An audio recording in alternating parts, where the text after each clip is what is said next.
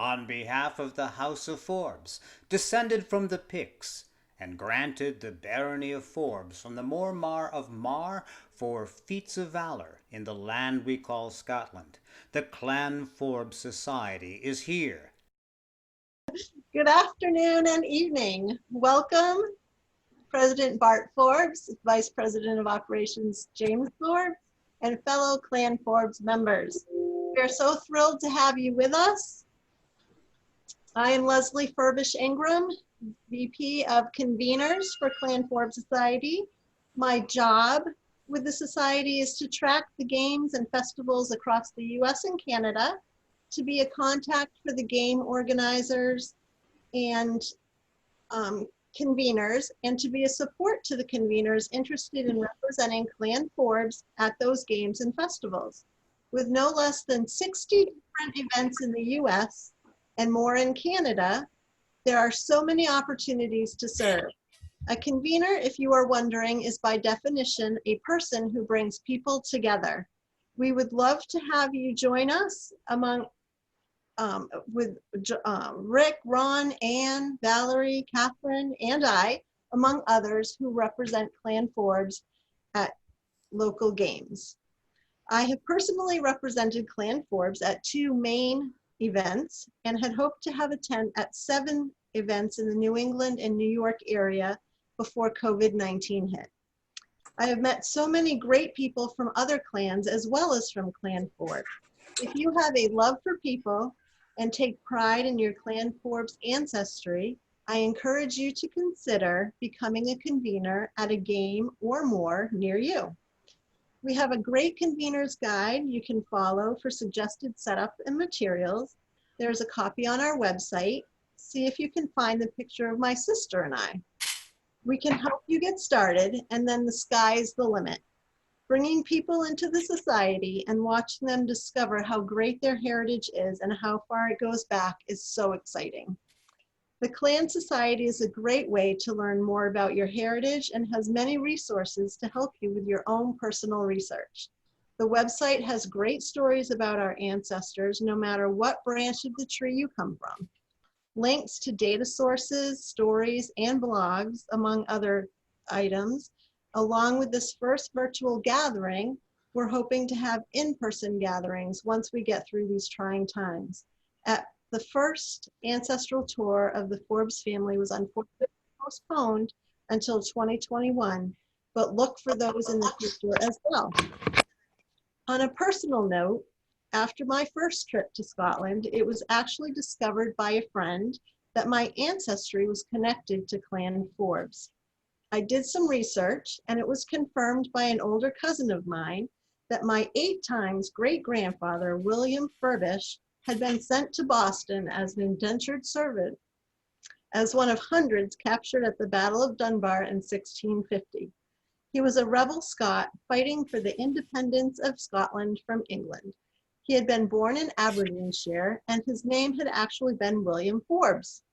In Scotland at the time, it is thought they pronounced the name Forbes as Forbus, and you can imagine a not too happy Scot arriving in the new world and most likely not knowing how to read or write was probably not too cooperative when it came to making sure his name was registered correctly. This has caused for many American names, such as mine, Furbish, Forbush, Furbush, Forbus, and more, to be traced back to the name of Forbes. I hope you enjoy the remainder of our presentation, and I hope to meet some of you at games in the future. And next, it is my pleasure to introduce our VP of Operations, Jim Forbes. Thanks, Leslie. Appreciate it. Greetings, Clan Forbes Society members, fellow cousins from the great state of Indiana in the Midwest of the United States of America. My name is James G. Forbes II, and I am very pleased to be here with you all today. I'm the Vice President of Operations for the Society, and I would like to take this opportunity to discuss with you the state of the Society from January 2020 to current. Bart, if you would, please pull up the slides. Great, thank you, Bart. As you can see here on our first slide, everybody knows who the clan chief is.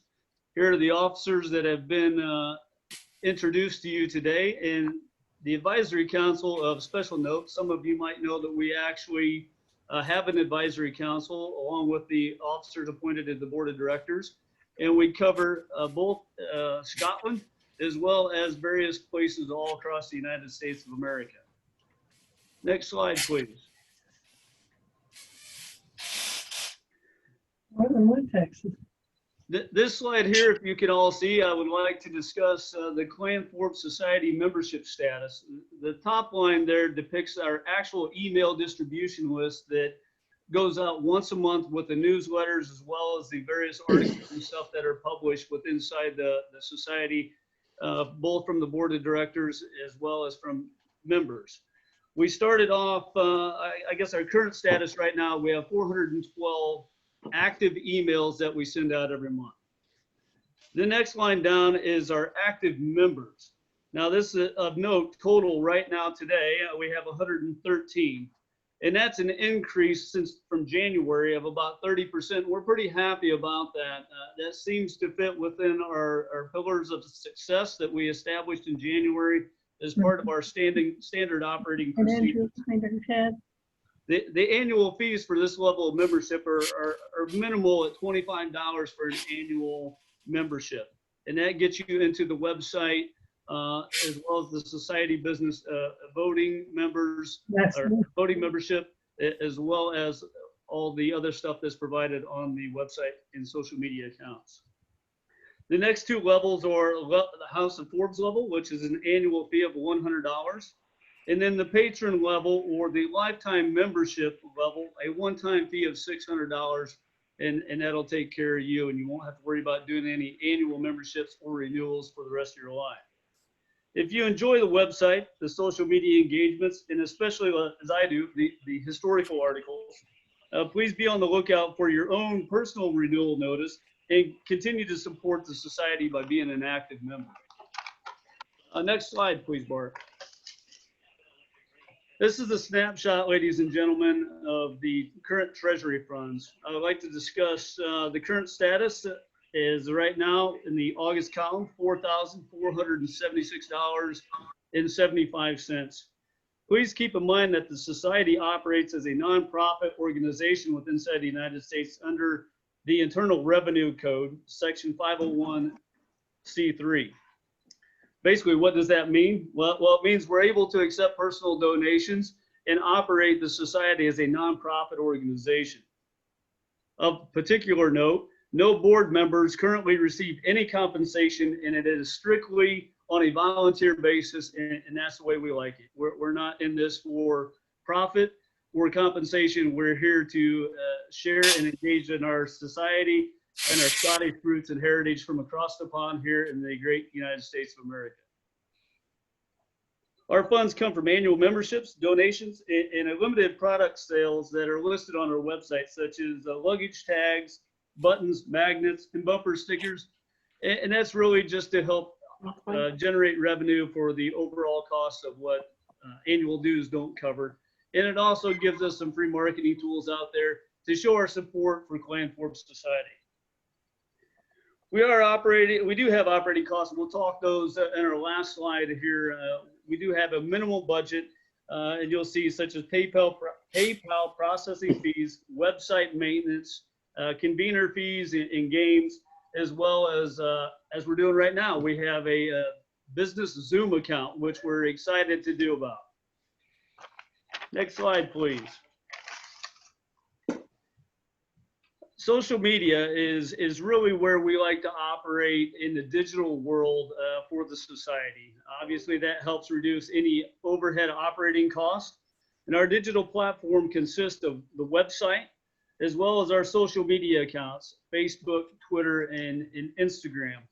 I'm especially proud of our Facebook and Instagram accounts. Starting in January 2020, we had 731 followers on Facebook.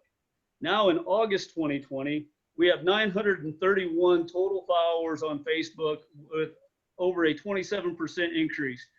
Now, when we started the society with board of directors in January, we set some pillars of success as the foundation, and we earmarked about a 25% annual growth. And we're the 9th month into this already. We've already exceeded that. So we're exceptionally happy and proud of that. And please share with your family and friends the Facebook link and have them join and follow us as well. If you enjoy following the articles, I encourage you to become an active member. As I said earlier, we have 931 followers on Facebook, but only 113 active members that pay an annual fee to get the extra society business linkage that's on the website. Okay, next slide, please, Bart. A great news story. This is our Instagram. As you can see, Instagram is especially a favorite amongst our younger members. As if any of you all have young adults or grandchildren or children still at home, you probably know that they're all about their Snapchat and their Instagram, and maybe not necessarily the Facebook portion as some of our older members, and I'll put myself in that category, like to do. But in January 2020, we only had 210 followers, and just a simple 9 months later, we've increased that to 313 followers already, and that's almost a 50% increase, which really blew our pillars of success out of the water by about 25%. So I think this could keep going on and on and on. The sky's the limit really here on memberships and followers as the word starts getting out and people start reading the articles and start tracing their family history back. Is such a phenomenal thing to see and to do. And I'm really pleased with, especially on the Instagram following. Next slide, please, Bart. Thank you. Members, as you can see, here's the 2020 approved budget, and you can see the 2019 actual. As I noted earlier, our revenue income sources are really memberships. We can't accept donations because of our nonprofit status with the IRS, our merchandise sales, and then the older society did have a carryover grant that they were able to provide to the society as the society took the helm here and really driven this thing forward into the new millennium here. Our expenses, as you can see, are very minimal, just as I talked about. Games, merchandising, administration fees, advertising, and then postage. We still have some society members that don't quite have a digital footprint, so we still like to use some old postage and support the U.S. Postal Service. This seems to be in the news quite a bit here lately. So here's our 2020 operating budget. As you can see, we have minimal overhead costs, and currently what we have in the Treasury should suffice our revenue and operating costs for 2021. But we still want to drive home memberships, so we make sure we provide the services and items that everybody so readily enjoys so far as the society as a whole. At this time, from the slides that I discussed, is there any questions on the status of the society as a whole, or any question in particular about the operating cost or the revenue streams? I'll pause for about 10 seconds if anybody wants to wave. I think we have one down there, Joan. Yes, Joan, go ahead, Joan. I'm treasurer of a large 501c3, and we are able to take donations. You mentioned you can't. No, I said we absolutely can accept. Okay, okay, good. And I'm going to write your name down because we might be looking for a treasurer, Joan, if you got volunteer time on your hands. I wanted to get that plug in right there.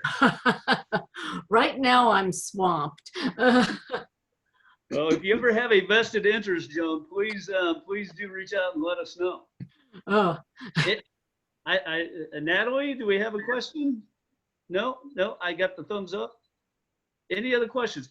Well, go ahead, Bart. You're muted.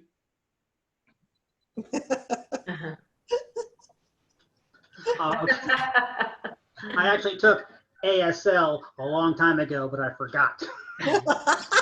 Oh. The nonprofit status is really important. The one thing we found out from the old society was that it had lost its incorporation. And even under it was first incorporated, it was incorporated as a member society, as a 501c5. And so I was very particular to get a 501c4, Joan, so we could accept. C3. You're not a C4. I'm sorry, C3. I'm sorry. See, that's why we need you. 501c3, we accept donations under section 170 of the Internal Revenue. Ooh. That's really good to know. The company I work for, if we volunteer our hours, they can turn the volunteer hours into donations to companies or to, so I hope I can do that this year. So good. And what did I say about saying your name and where you're from? Hi. Well, I'll take the opportunity then. Okay. My birth name is Gwendolyn Ann Forbes, and I go by Ann, but I am Forbes by birth. So yes. And I live in Orlando, Florida, and work for a large entertainment company that everybody's familiar with. So the mouse, I work for the mouse. I'm looking across the screen here. Any other questions, comments here on the operating status or budget scenario? Any non-videos have any questions? Okay, thank you. I am here to help, here to assist. This is my first tenure in this arena, but I'm learning quickly and here to assist all members if you need something. So find me on the website, shoot me an email, and I will get back with you.